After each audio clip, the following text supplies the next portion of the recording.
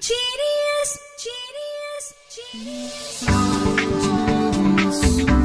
In the name of Allah, the Beneficent, the Merciful. Hello everybody, how are you doing? We'll be doing great by the mercy and grace of Almighty Allah. My name's NA Saqib. I'm your IELTS and spoken English trainer and student visa consultant. I've been training the students and professionals at the platform of Genius Institute Lahore for the last 21 years.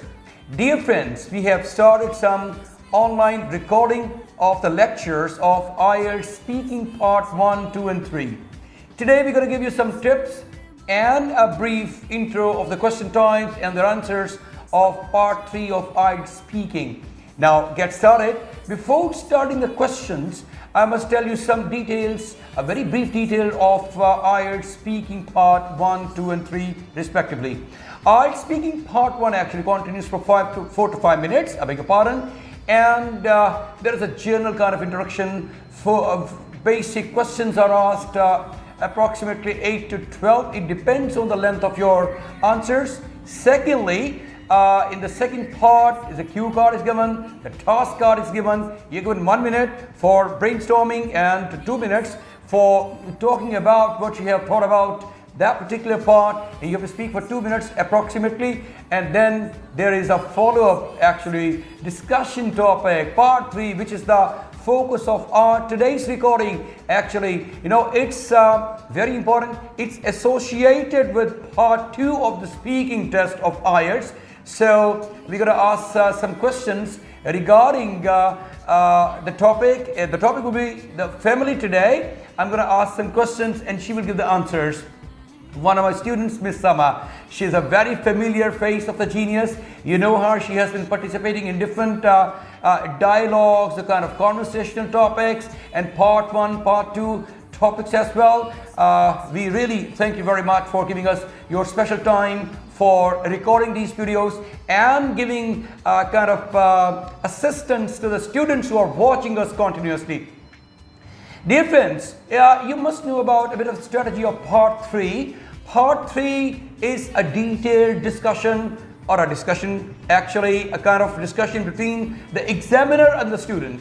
Examiner is going to ask you some 5 to 6 or 7 questions. It depends on the length of your answer once again. So he will ask the questions. Questions will be a bit lengthy one. There will be 2 or 3 parts of the questions, and you have to understand the question first, and then you have to answer accordingly. And most important thing in this part is that this part continues for 4 to 5 minutes as well, and the questions are a bit tricky, and you have to give the comprehensive answer to all these questions.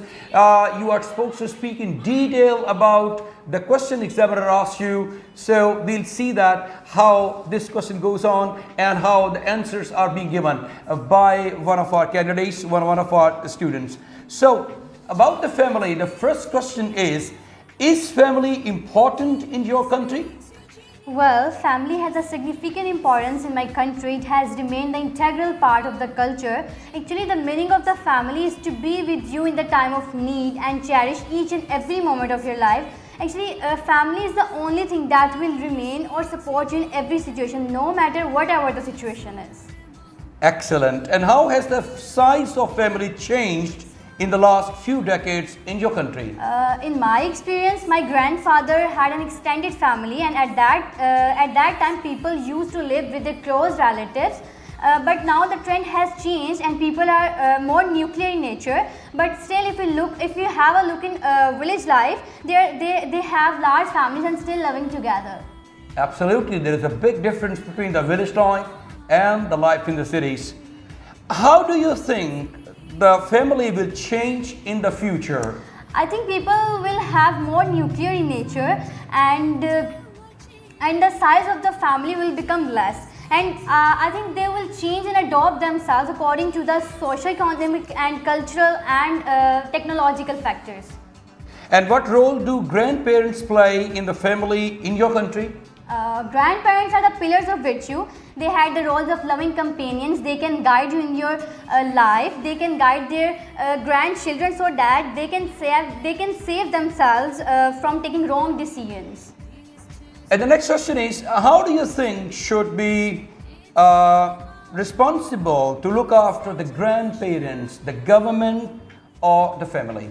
I think the family should take care of their grandparents. No doubt government has some responsibilities too. For example, the healthcare and other facilities should be given by government, but it is their children's duty to take care of them just like their parents did when they were old. Absolutely. Actually, what goes around, what comes around, goes around. Or what goes around, comes around. I beg your pardon. Why is the number of joint families decreasing in the modern time? Well, as we all know that city life is very busy, scheduled and competitive, which has diminished the concept of joint family and had created the concept of nuclear family. And attraction towards the materialistic thing have ended up in creating the nuclear families. Absolutely. We are getting more and more materialistic in nature with the passage of time. No values, no moral values whatsoever. And we are actually becoming self-centered, and we are not giving much and required and desired attention to our grandparents as it should be given to them, or what is actually the moral duty of ours. But anyway, she has spoken about the family actually. There were the questions, very important questions for part 3 of IELTS speaking module. I hope you would have learnt a lot from this exercise. So we'll see you shortly in another video. Until then, God bless you all and bye-bye.